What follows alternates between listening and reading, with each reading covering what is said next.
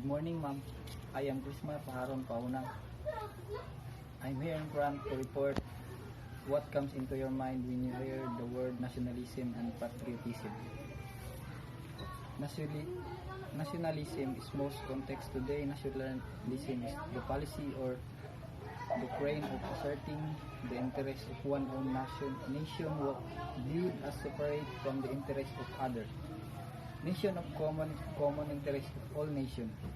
In short, nationalism is a kind of excessive, aggressive patriotism. Modern nationalism is rooted in part in French and American Revolution that fought for the sovereignty of their people over monarchies. This historic nationalism is generally viewed favorably a cornerstone of Western liberalism and democracy. On nation, ultimately from Latin word meaning birth tribe. Patriotism generally has a positive connotation. It used for various positive sentiment, attitude and action involving loving one's country and serving the great good of all its people. And this is the patriotism. You've probably heard of public servant carrying out great acts of patriotism. You've probably also heard of concern of a rising wave in nationalism around the world. Yes, both were involved from pride in one's country, but there is an incredibly prevalent distinction to be made between the two.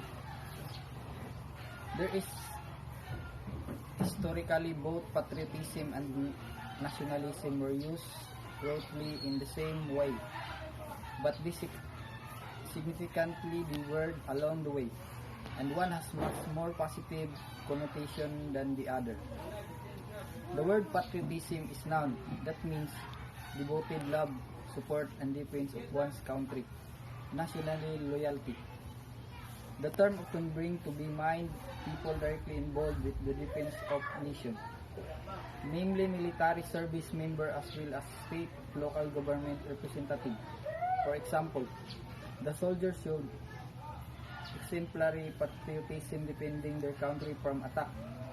Patriotism, however, can take many other forms outside serving in the military and public office. Diplomats, teachers, first responders, and so many more all exemplify patriotism in the many forms of good they do its service for their communities. The word patriotism is first